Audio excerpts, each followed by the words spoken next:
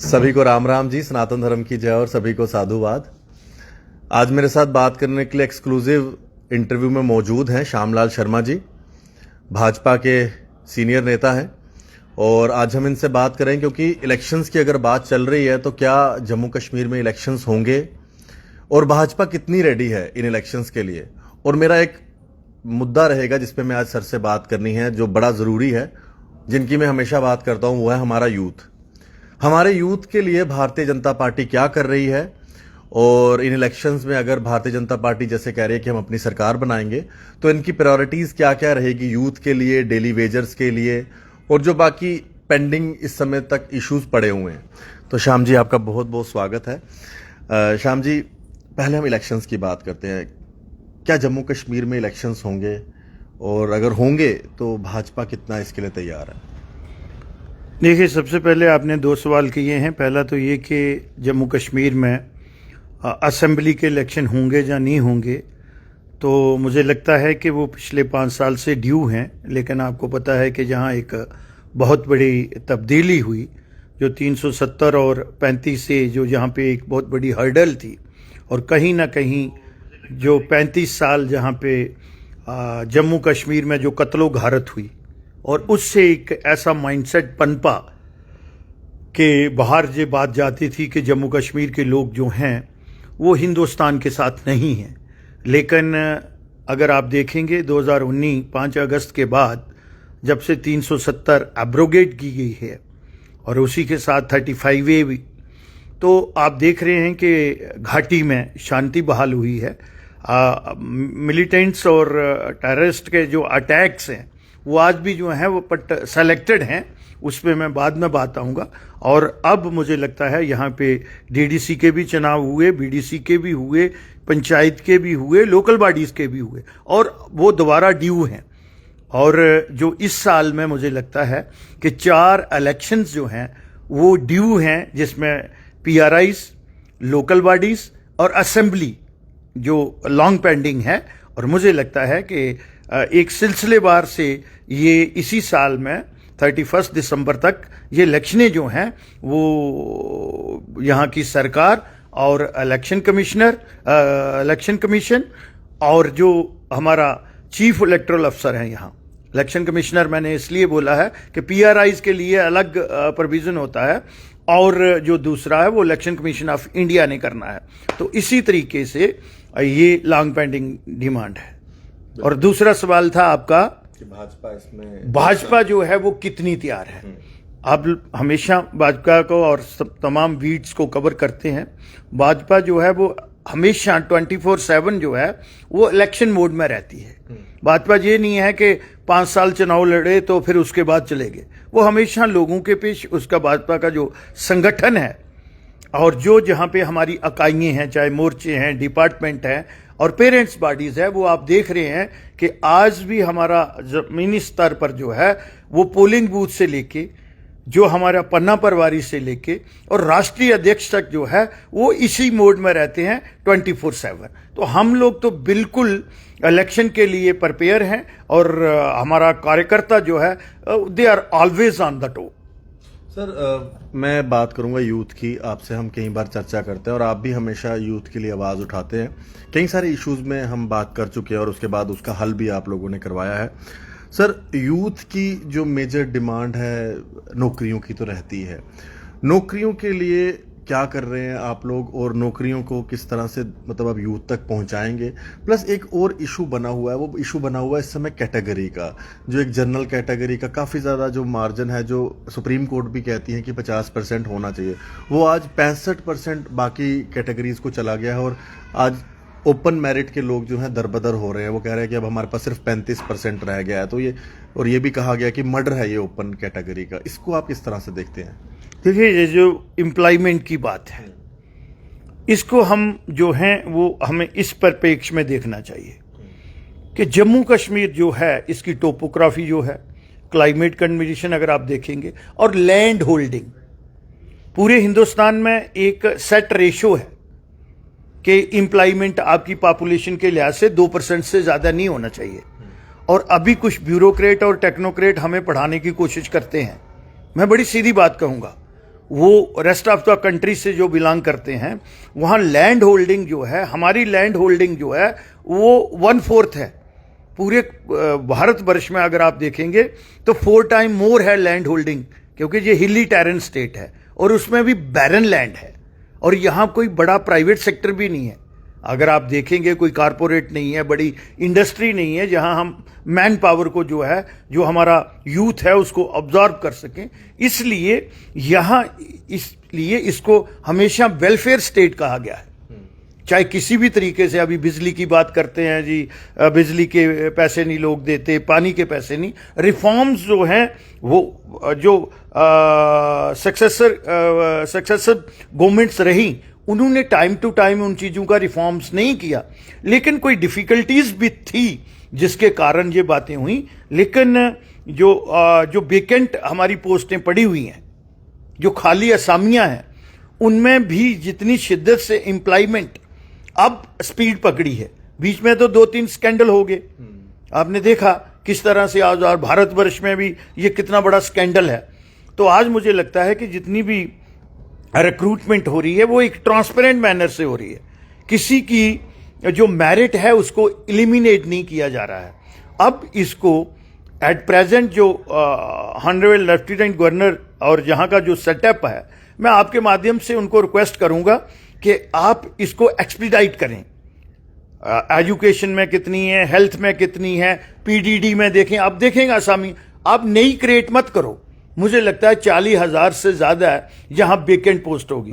Even जो health हमारा vital component है, उसमें आप देखेंगे कि assistant surgeon, consultant, senior consultant, chief consultant, इसी तरीके से हमारे मेडिकल एजुकेशन है।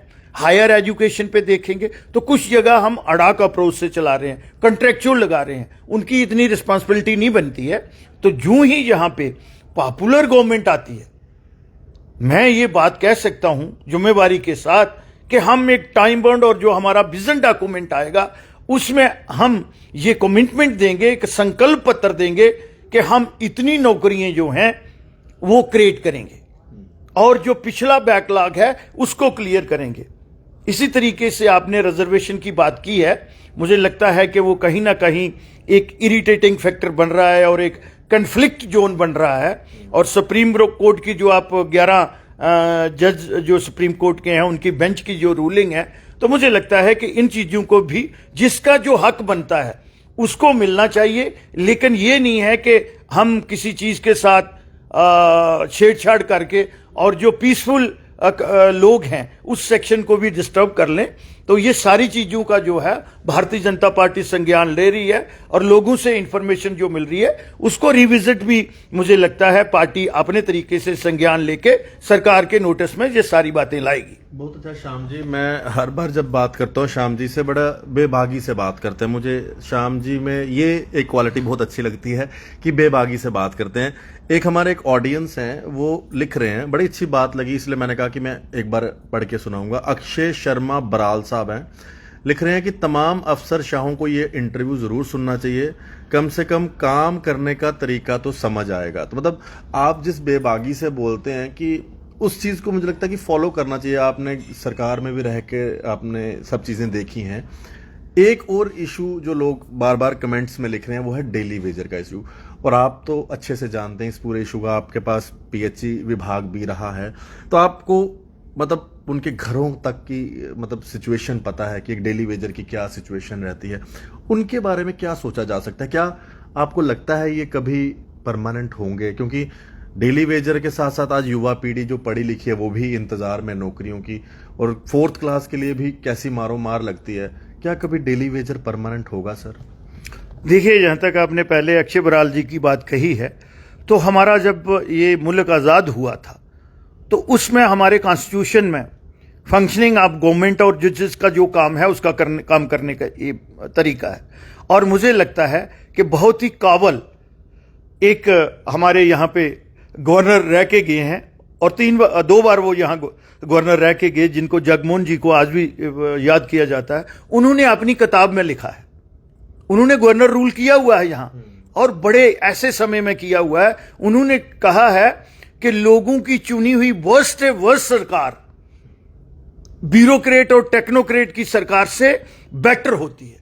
जब उन्होंने ये कहा है, मैं अगर कहूंगा तो वो बोलेंगे कि ये अभी आजकल बेचारे साइड पे हैं, तो इसलिए एक सेट फ्रेमवर्क में हमें काम करना है। सिर्फ हॉलो स्लोगन से बातें नहीं होंगी। गवर्नमेंट सर्वेंट है and they should behave like a government servant. वो चीजें हैं, यही फर्क है लोगों की चुनी हुई सरकार, जो अक्षय बराल जी ने कहा है। दूसरा, आपने एक बहुत ही क्रॉनिक इश्यू को, जिसको मैं 2005 से इस इश्यू को डील कर रहा हूं, ना उस समय मेरे साथी समझे थे, ना जब मैं मिनिस्टर था उस समय उन्होंने सोचा कि श्यामलाल क्रेडिट ले गया था, हालांकि कैबिनेट की सब कमेटी होके सारा कुछ फ्रेम हो गया था। लेकिन कश्मीर वालों का बेड़ा गर्क हुआ जब उन्होंने देखा जम्मू के ज्यादा हैं, वो कहने लगे 10,000 हमारे और लगाओ। मैंने कहा 12,000 आप लोगों ने ऑलरेडी लगा लिए हैं और आपका एरिया ऑफ ऑपरेशन कम है। एरिया ऑफ ऑपरेशन कम है, जहां मैं तो इतने ही लगाऊंगा ना जितनी रिक्वायरमेंट हैंगे। अगर एक स्कीम पे 10 लोग लगाने हैं तो उस समय 7,200 स्कीम थी, तो 72,000 लोग मुझे चाहिए, तो मैं उससे ज्यादा एक्सीड नहीं। और हमारे लोगों को समझ नहीं आई।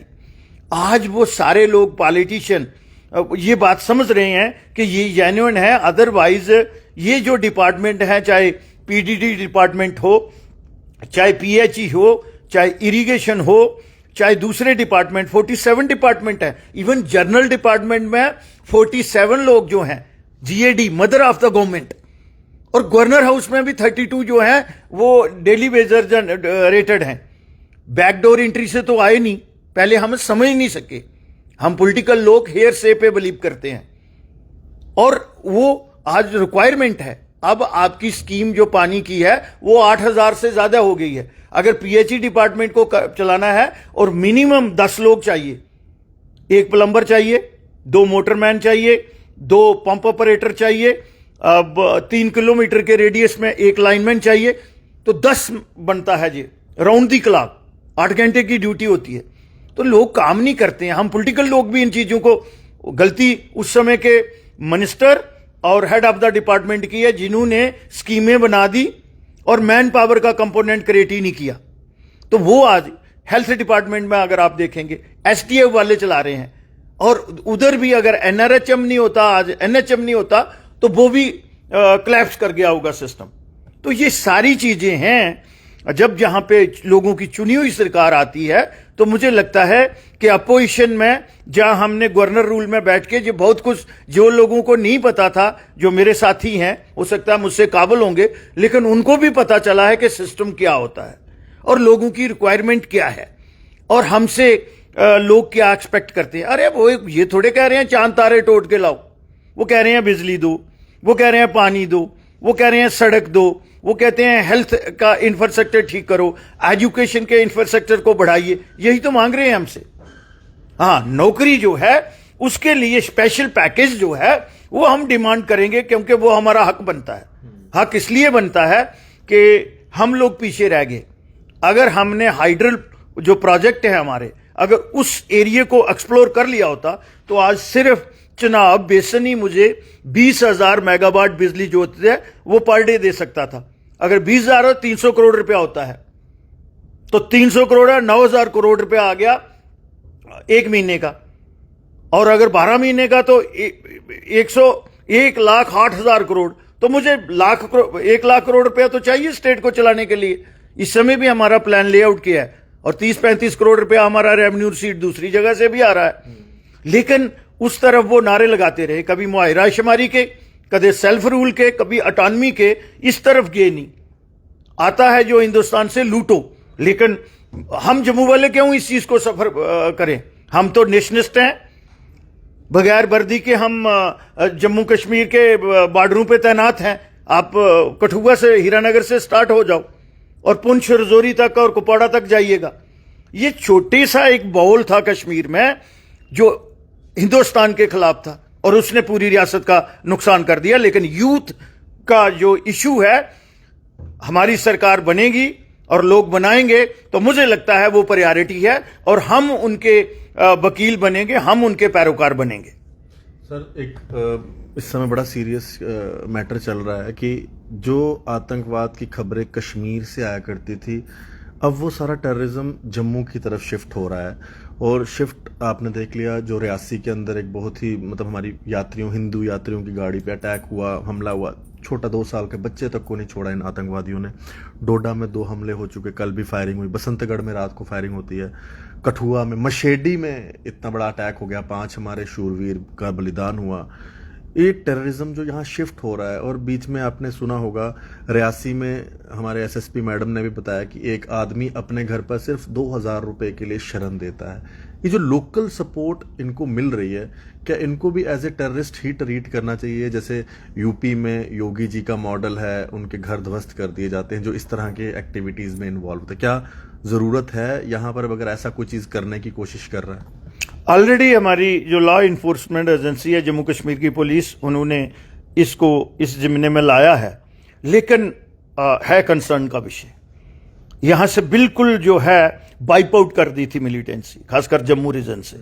हम लोग भी सरकारों में रही हैं, लेकिन मुझे लगता है कहीं ना कहीं हमारा सिक्योरिटी ग्रिड जो है, चाहे वो बॉर्डर पे हो चाहे इंटरनल है, कहीं ना कहीं उसमें डलाई हुई है। अगर वो मिलिटेंट्स, वो टेररिस्ट, इन्फिल्ट्रेशन तो उन्होंने कहीं से की है, जो हम बोल रहे हैं 40 हैं, 50 हैं, 70 हैं, ये गवर्नमेंट की एजेंसी ही बता रहे हैं, तो कहीं ना कहीं वो डलाई तो है, उनकी रिस्पॉन्सिबिलिटी फिक्स होनी चाहिए हूसोएवर। इसी तरीके से विद इन जो इंटरनल सिक्योरिटी हमारी है, कहीं कम्युनिकेशन गैप है जो हमारी लॉ इन्फोर्समेंट एजेंसी है, और खासकर इंफॉर्मेशन लैक कर रही है। हमारी बीडीसी थी, जीडीसी थी, एसपीओ से या दूसरे सोर्स होते थे, वो अपने अपने एरिया में एसएचओ और दूसरे जो सेक्टरल अफसर हैं उन्होंने वो लोग रखे होते थे। तो मुझे लगता है कि कहीं ना कहीं वो सोर्स हमारे जो है, जो इंफॉर्मेशन के सोर्स हैं, वो ग्रिड हमारा कमजोर हुआ है कि मिलिटेंट्स इंटर कर जाते हैं, 300-300 किलोमीटर वो सफर करके वहां जाके और नियर बाई आके स्ट्राइक करते हैं। तो हमारी जो लॉ इन्फोर्समेंट एजेंसी है वो उनको इंफॉर्मेशन नहीं होती, और अगर ये जो स्लीपर सेल है ये एक्टिव हुए हैं तो इन पे नजर नहीं है, क्योंकि हिस्ट्री शीटेड जो ऐसे लोग जो हैं वो एसएचओ को, जहां ये कानून है हमारा, जहां भी उन्होंने जाना है तो उन्होंने इंफॉर्मेशन देके जाना है कि मैं वहां जा रहा हूं। और ये मशकूक लोग जो होते हैं उसमें गिरदो नवा में इन्फॉर्मर जो हैं वो डेवलप करने पड़ते हैं, और मुझे लगता है वो कंपोनेंट कहीं से, मैं एक शब्द का इस्तेमाल कर रहा हूं, वो इंफॉर्मेशन का जो कंपोनेंट है वो मिसिंग है। अदरवाइज जम्मू कश्मीर में तब भी, चाहे वो पुंछ रजौरी हो, हाँ डोडा का जो कश्मीर के साथ लगता एरिया था वो वर्स्ट इन्फेक्टेड रहा है, और हमारा उस समय जो उधमपुर डिस्ट्रिक्ट था जो आज रियासी में आता है, वहां लार्ज स्केल पे किलिंग हुई है। बट ये एरिया तो बिल्कुल क्लियर था। यहां आ जाते हैं वो, हमें इंफॉर्मेशन नहीं है, तो ये कहीं ना कहीं स्लैगनेस मैं कहूंगा, और इसका संज्ञान जो हमारी गवर्नमेंट है उसको बड़ा सीरियसली और रिस्पॉन्सिबिलिटी फिक्स होनी चाहिए। बिल्कुल। एक आखिरी सवाल, आपका कीमती समय ले रहा हूं। पार्लियामेंट जिसे हम मंदिर कहते हैं, किस्म का हमारा मंदिर है पार्लियामेंट, वहां पर राहुल गांधी ये कहते हैं कि हिंदू हिंसक हैं, मतलब सभी हिंदुओं को हिंसक कह दिया। अब मुंह से जुबान से निकल गया, कई बार निकलता है उनके मुंह, फिर लास्ट में अपने आप को कवर करने के लिए बोलते हैं ये बीजेपी आरएसएस वालों को मैंने बोला। आप भी बीजेपी से हैं, तो आप क्या हिंसक हैं जिस तरह से राहुल गांधी जी बोल रहे हैं? मतलब आरएसएस जो इतने काम करती है लोगों के लिए, कितना मतलब उनका काम रहता है, वेलफेयर का चीजें रहती हैं, उनको हिंसक कह दिया, बीजेपी को हिंसक कह दिया। ये इस स्टेटमेंट को आप किस तरह से लेते हैं? मतलब राहुल गांधी जी ने मतलब सभी को कैटेगराइज कर दिया कि ये लोग हिंसक हैं सारे। आपने बहुत ही इंटरेस्टिंग सवाल पूछा है, और मैं अपना ये बात करूंगा। ये उसने तो हाउस में पहली बार कहा है। मैं तो जब कांग्रेस में था और कैबिनेट मिनिस्टर भी था और फिर सीनियर वाइस प्रेसिडेंट था, मुझे तो हमेशा कहते थे ये आरएसएस और विश्व हिंदू परिषद का आदमी है। आप लोगों ने भी सुना होगा, अंदर बोलते थे, राहुल गांधी नहीं, राहुल गांधी के सामने बोलते थे कुछ लोग। तो मैंने उनको बोलता था कि मैं गर्व से, जय श्री राम आपको पता, मैं पिछले 35 साल से कहता हूं, और कहता हूं गर्व से हिंदू हूं। मैं तो अपनी आइडेंटिटी नहीं छुपाता। ये बाकी ये लोग जो हमारे हैं साथी, बेशर्म लोग रहे हैं, मैं तो उस समय भी कहता था कि मैं गर्व से कहता हूं मैं हिंदू हूं, चाहे वो बम बम बोले का टाइम हो या दूसरा हो, हाँ मैं हूं। तो ये उसने कोई पहली बार थोड़ा कहा है। उसकी आस्था थोड़े है इसमें। वो बाहर से जनाऊ पहनते हैं। मैं जानता हूं कि जब पहली बार राहुल गांधी जी को मंदिर लेके गए थे तो उस पर क्या रिएक्शन हुआ, तो किसी एक जनरल सेक्रेटरी को क्या बोला था मैडम सोनिया के, व्हाट इज दिस मंदिर ट्रैक।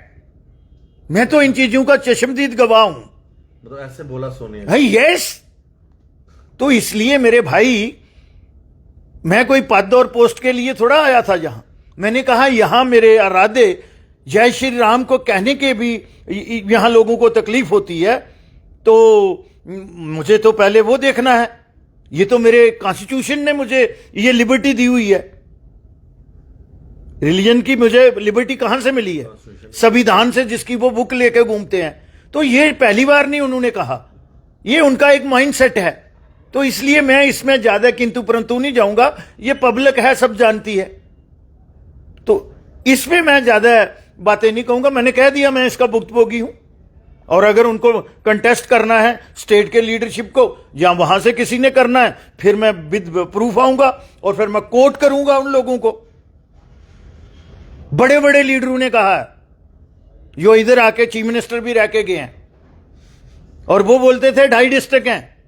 ये बात भी बोली गई है श्यामलाल जी को कि आपके एच के 2.5 डिस्ट्रिक्ट हैं, और फिर 2.5 डिस्ट्रिक्ट दिखाए उनको 2019 की इलेक्शन में। उससे पहले ही मैंने ज्वाइन किया था ना, वहां तो मैं बड़ी पोस्ट पे था, इज्जत भी दी जाती थी। नेशनल काउंसिल का जो हमारा उस कमेटी का मेंबर भी था। लेकिन मैंने कहा अगर ये गुपकार वाले इकट्ठे हो सकते हैं तो हम क्यों नहीं हो सकते। तो फिर हमने बिफिटिंग रिप्लाई आया, 2.5 डिस्ट्रिक्ट हैं तो 2.5 दी गए। अब बता दिया, अब तीसरी बार बता दिया उनको। तो इसलिए ये बड़ा लाउड एंड क्लियर मैसेज है उनके लिए। अब भारत माता की जात तो कहनी पड़ेगी, हिंदुस्तान को जिंदाबाद तो कहना पड़ेगा। राष्ट्रीय ध्वज की जो उसका आदर सत्कार है वो तो हर हिंदुस्तानी को करना है, और करते भी हैं। ये 5% लोग हैं, और उसमें पॉलिटिशियन ज्यादा हैं जो वोट की राजनीति करते हैं और अपनी कश्मीर की जो कश्मीर सेंट्रिक लीडरशिप करते हैं। इवन कांग्रेस में भी ऐसे लोग हैं, मैंने कोट किया, नाम नहीं लिया, जो 2.5 डिस्ट्रिक्ट बोलते थे। चलिए जी, बहुत बहुत शुक्रिया सर। वैसे वो आपको नहीं, आपने कहा ना कॉन्टेस्ट करेंगे, वो नहीं करेंगे, उनको पता है सच सामने आ जाएगा। बहुत बहुत शुक्रिया श्यामलाल जी बातचीत करने के लिए। लेकिन एक बड़ा इंटरेस्टिंग जो श्यामलाल जी ने के दिल में भी बात थी डेली वेजर के लिए, वो श्यामलाल जी ने अपनी बात रखी। जितने भी डेली वेजर, उसमें एक बात रह गई है, हम आगे चले गए। डेली वेजरों का जो इश्यू है वो जेन्युइन है, और मैं ये कहता हूं जो ही, क्योंकि ये स्टेट सब्जेक्ट है, ये गवर्नमेंट ऑफ इंडिया ने नहीं करना। हाँ, फाइनेंशियल इंप्लीकेशन है उसमें, वो गवर्नमेंट ऑफ इंडिया जब इतने हमें सपोर्ट कर रही है तो उसके लिए और देगी। अब सब लोगों को मामला समझ आ गया है। और 2-3 बातें जो हैं, जब हमारी यहां सरकार बनेगी, आगे लोग हमें आशीर्वाद देंगे, तो ये लॉन्ग पेंडिंग क्रॉनिक इशू है। 1 महीने के अंदर ये सारे इशू जो हैं 2-3 वो सेटल करेंगे। ये स्टेट सब्जेक्ट है, ये अपनी डोमेन है, यहां की स्टेट सरकार ने ये करना है, और ये जेन्युइन केस है। अदरवाइज ये एक दिन स्ट्राइक कर दें तो वो ये सारा सिस्टम जो है वो क्लैप्स हो जाता है। हमने उन पे आसान नहीं करना है। बहुत बहुत शुक्रिया सर। तो ये बिल्कुल साफ कर दिया श्यामलाल जी ने कि ये स्टेट का इशू है। जिस दिन सरकार बनती है तो पहला काम जो है इन लोगों का होगा, जिसके लिए इन्होंने कहा कि हम वचनबद्ध हैं। बाकी आप ये इंटरव्यू जरूर देखिएगा, और बड़े ही महत्वपूर्ण इश्यूज के ऊपर आज हमने श्यामलाल शर्मा जी का कीमती समय लिया। इंटरव्यू देखने के लिए आप सबका धन्यवाद। इसी तरह से हम आप लोगों की बात उठाते रहेंगे, खास करके हमारे यूथ की, और यूथ के लिए हमेशा जेके मीडिया खड़ा है। और श्यामलाल जी ने भी कह दिया कि वो यूथ के लिए हमेशा खड़े हैं। इनकी नौकरियों के लिए हमेशा इनको बात करनी पड़ेगी, और कहाँ तक इनको बात करनी पड़ेगी उसके लिए कहीं तक भी जा सकते हैं। धन्यवाद सभी को, मेरी तरफ से राम राम जी। सनातन धर्म की जय।